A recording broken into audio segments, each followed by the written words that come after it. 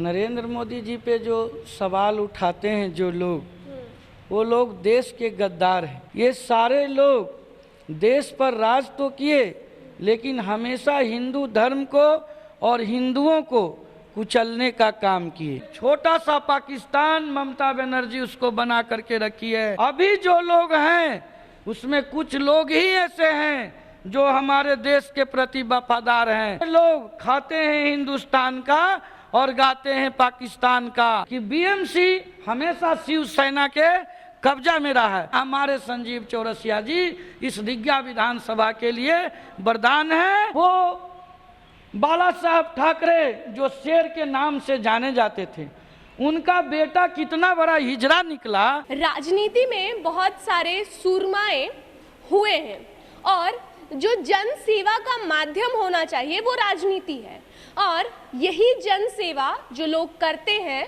वही असल मायने में राजनीति करने के योग्य हैं। हमारे देश में 2014 से एक लहर चली। वो लहर थी मोदी के नाम की लहर।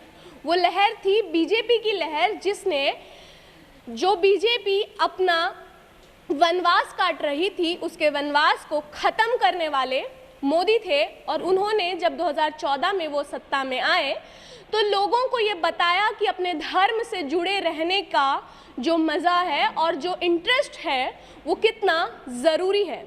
अगर 2014 से अगर मैं ये कहूँ कि बिहार में और पूरे देश भर में हिंदू लहर दौड़ी है तो ये कोई गलत बात नहीं होगी। तो आज हमारे साथ जो मौजूद हैं उनका नाम लेना अगर आप पटना में ले लेंगे तो आपको पता चल जाएगा कि हिंदू और हिंदुओं से जुड़े हुए मुद्दों को ये कितने बेहतरीन तरीके से लोगों के पटल पर उतारते हैं। तो चलिए हम उस शख्स से स्वयं बात कर लेते हैं। नमस्कार सर, स्वागत है आपका न्यूज़ भारतवर्ष में। आप अपना शुभ नाम बता दीजिए सर जनता। मेरा राजेश कुमार झा उर्फ राजू बाबा मेरा नाम हुआ, और मैं आदरणीय नरेंद्र मोदी जी का सेवक हूँ और बीजेपी का सिपाही हूँ। मेरा बीजेपी से जब से होश संभालें उस समय से लेकर अब तक मैं बीजेपी का सच्चा सिपाही रहा हूँ और आगे भी रहूँगा। सर, बीजेपी जो है वो हमेशा से 2014 से अगर मैं कहूँ एक नई राजनीति की शुरुआत हुई बीजेपी के अंदर। उसमें नरेंद्र मोदी ने एक खास विचारधारा को आगे ले जाने का काम किया, लेकिन ये विचारधारा पे हमेशा से बीजेपी पे और नरेंद्र मोदी पर सवाल उठते हैं। इस पे आप क्या कहेंगे? नरेंद्र मोदी जी पे जो सवाल उठाते हैं जो लोग, वो लोग देश के गद्दार हैं। क्योंकि दर्द उन्हीं को होता है जिनको देश से प्यार नहीं है, जिनको हिंदू धर्म से प्यार नहीं है। हमारे आदरणीय प्रधानमंत्री जी हमेशा से हिंदू और हिंदुस्तान का बात करते आए हैं, लेकिन जो विपक्षी है जो 70 सालों से देश पर राज किया और न जाने बीच में कितनी छोटी मोटी पार्टियों का भी प्रधानमंत्री बना, ये सारे लोग देश पर राज तो किए, लेकिन हमेशा हिंदू धर्म को और हिंदुओं को कुचलने का काम किए। आज जब से नरेंद्र मोदी जी प्रधानमंत्री बने हैं भारत के, तब से आज यहाँ के इस हिंदुस्तान के हिंदू पूर्ण रूप से भारत माता की जय और जय हिंद जय श्री राम बोलने का उनके अंदर पावर आया है।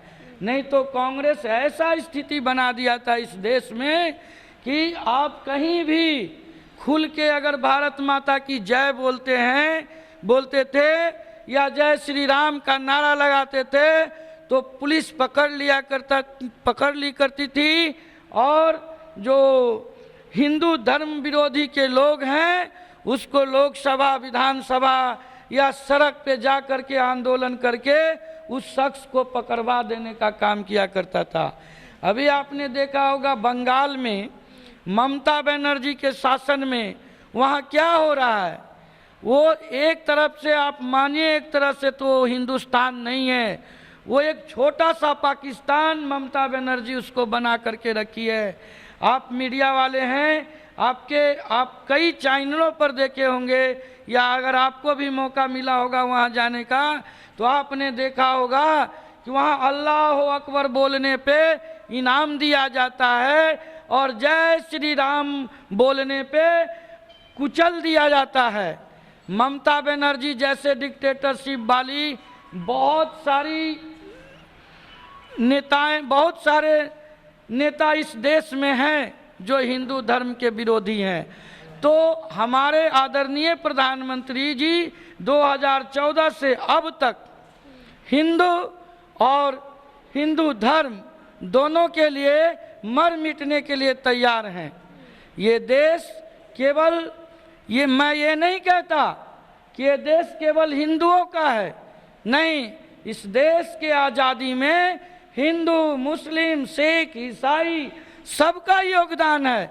हमारे मुस्लिम भाई भी इस देश के लिए बढ़ चढ़ करके इसके आज़ादी के लिए आज़ादी की लड़ाई लड़ा है। लेकिन वो मुस्लिम भाई कौन थे? वो मुस्लिम भाई असल में मुसलमान थे, असल में वो हिंदुस्तान के मुसलमान थे। अभी जो लोग हैं उसमें कुछ लोग ही ऐसे हैं जो हमारे देश के प्रति वफादार हैं, नहीं तो ये लोग खाते हैं हिंदुस्तान का और गाते हैं पाकिस्तान का। इनका बस चले तो हिंदुस्तान में रह करके हिंदुस्तान के अंदर जितने भी धार्मिक स्थल है उसको ये लोग तुड़वा दे, हिंदुओं को मरवा दे। ओवैसी का भाई क्या बोलता है कि यदि मौका मिले तो 7 दिन में पूरे हिंदुस्तान के हिंदुओं को मारने का क्षमता रखते हैं। उसको क्या पता है? उसको कुछ पता नहीं। अरे हमारे गांधी जी अकेले एक लाठी लेकर के पूरे अंग्रेज को भगा दिए। हमारे शिवाजी राव, महाराणा प्रताप, ऐसा वीर इस देश में जन्म लिया जो अकेले ही मुस्लिम शासकों को पानी पिला करके रख दिए थे। तो वो 7 दिन में क्या मारेंगे जिसकी संख्या 25,000 करोड़ है? तो ऐसा नहीं है। उन मोदी जी से डर केवल उन्हीं को लग रहा है जो हिंदू विरोधी हैं। बाकी इंडिया में रहने वाले हर एक हिंदू उनके फैन हैं और उनको चाहते हैं। अगर मोदी नहीं तो अब हिंदुस्तान भी नहीं रहेगा, ऐसा आने वाला समय हो रहा है। इसलिए मैं भारतवर्ष के तमाम हिंदू भाइयों से मेरा ये आग्रह है कि वो जिस तरह अपने परिवार के लिए जीते मरते हैं उसी तरह हमारे नरेंद्र मोदी जी के कंधा को, हाथ को मजबूत करते रहें, और मैं तो उनका सेवक हूँ ही। सर, पिछले दिनों हमारे देश में एक घटना हुई जिसमें एक अभिनेत्री का घर तोड़ दिया गया, ऑफिस तोड़ दिया गया, और यह घटना महाराष्ट्र में हुई जहां शिवसेना का राज है, जो हिंदुओं के लिए काम करने वाली एक पार्टी थी। लेकिन कंगना रनौत बाद में ये कहती हैं कि मुंबई अब पीओके बन गया है। इस पे आप क्या कहेंगे?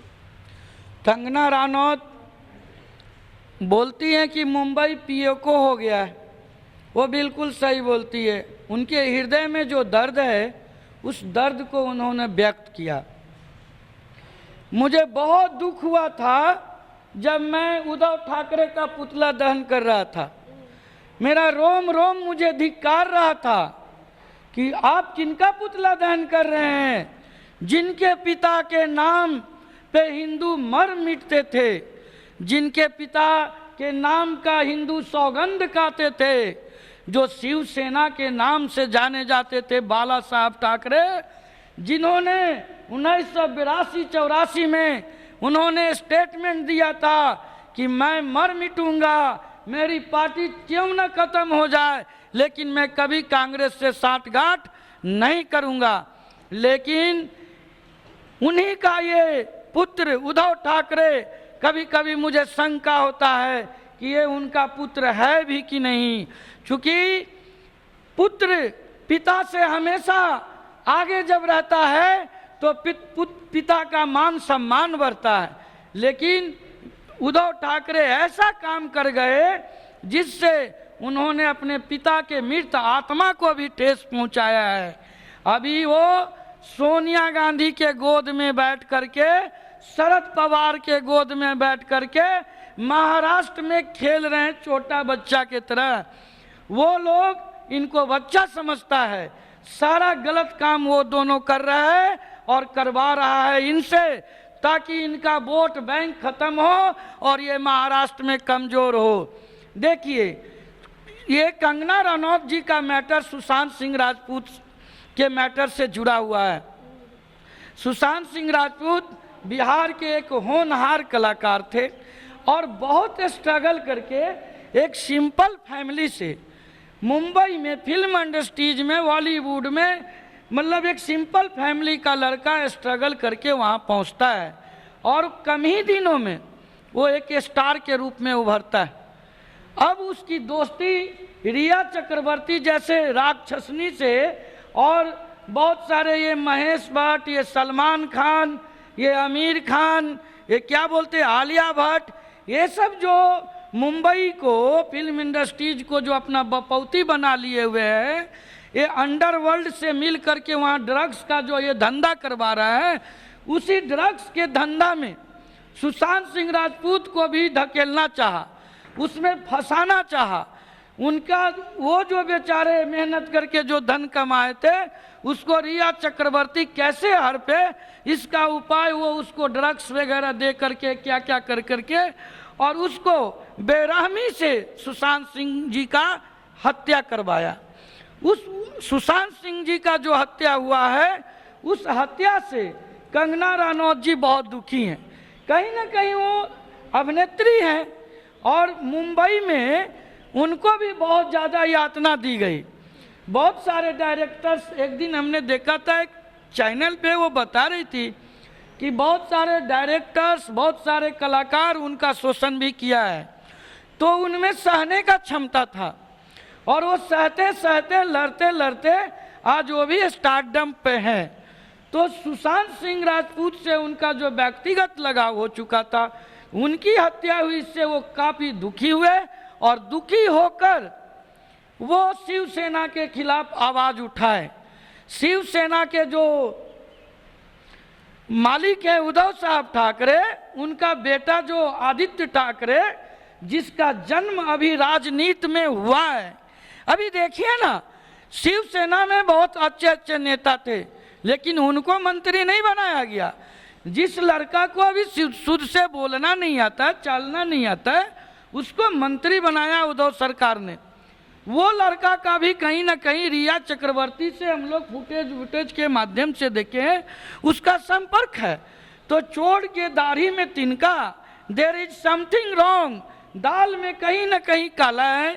वो भी लड़का उसमें इन्वॉल्व है। उसको बचाने के लिए जब कंगना रनौत जोर शोर से, कंगना रनौत पहले से भी बोल्ड थी और वो बोल्डली आवाज में जब इसका विरोध किया है, तो उद्धव सरकार उसके मुंह को बंद करने के लिए बीएमसी को उसका करके, वो बीएमसी जिस पर महाराष्ट्र सरकार को, खासकर शिवसेना को हमेशा से कब्जा रहा है, अगर आपको मालूम है तो ठीक है, नहीं तो आप जान जाइए कि बीएमसी हमेशा शिवसेना के कब्जा में रहा है। बिना उसके इशारे से बीएमसी कोई भी काम नहीं करता है। तो बीएमसी को उसका करके कि इनका कार्यालय अवैध है, इसको तुम तोड़ो। तो कंगना रनौत जी का वकील जब मुंबई हाई कोर्ट में केस फाइल किया, मुंबई हाई कोर्ट जब आदेश दे दिया था कि 29 सितंबर तक, अगस्त तक शायद, हाँ अगस्त में, अगस्त या अगस्त में, जब तक पूरा मेरा आदेश नहीं आ जाता है तब तक आप उसको नहीं तोड़ेंगे। लेकिन देखिए इसका डिक्टेटरशिप, वो बाला साहब ठाकरे जो शेर के नाम से जाने जाते थे, उनका बेटा कितना बड़ा हिजड़ा निकला कि एक अबला नारी, एक अभिनेत्री से अपना जंग को छेड़ दिया। कहाँ राजा भोज है उद्धव ठाकरे और कहाँ गंगू तेली से वो लड़ाई करने चले। तो वो बीएमसी को उसका करके, कोर्ट के ऑर्डर की अवहेलना कर करके और कंगना रनौत जी का बिल्डिंग तोड़वाया। उनका एक मंत्री है संजय राउत, जो कसम खा लिया है कि शिवसेना को बर्बाद करके रहेंगे। वो कंगना रनौत को वहाँ के अंडरवर्ल्ड के क्रिमिनल्स से उनको धमकी दिलवा रहा है, उनको जान से मरवाने का जो है चेष्टा किया जा रहा है। वो बोलता है कि मुंबई तुम्हारा नहीं है, तुम हरामखोर है, क्या क्या कह कह करके वो कंगना रनौत को यातना दिया जा रहा है। अरे हमें तो डर है कि कहीं अगर केंद्र सरकार कंगना रनौत का मदद नहीं करती है तो कहीं ये सुशांत सिंह राजपूत के तरह ये दोबारा ये हत्या या आत्महत्या का अध्याय न दोहरा दिया जाए। इसलिए मैं केंद्र सरकार से मेरा विशेष आग्रह है और बिहार सरकार से कि दोनों मिलकर के कंगना रनौत और सुशांत सिंह राजपूत के परिवार को पूरा सुरक्षा मुहैया कराए ताकि कंगना रनौत खुल करके सुशांत सिंह राजपूत के जो गुनहगार है उसके विरुद्ध आवाज उठा सके। सर, क्योंकि हम बिहार में हैं और पटना में बैठे हुए हैं, तो बिहार में चुनाव आ रहे हैं और हम जिस क्षेत्र में अभी बैठे हैं वो क्षेत्र आता है विधानसभा, दीघा विधानसभा क्षेत्र। यहाँ से आप ही के पार्टी के विधायक हैं संजीव कुमार चौरसिया। तो उनके बारे में अगर क्षेत्र में बात की जाए तो थोड़ी बहुत नाराजगी है कि सड़क नहीं बन पाए। इस पे आप क्या कहेंगे? नाराजगी तो रहेगी ही ना भैया, जहाँ विपक्ष है वहाँ तो नाराजगी रहेगी ना।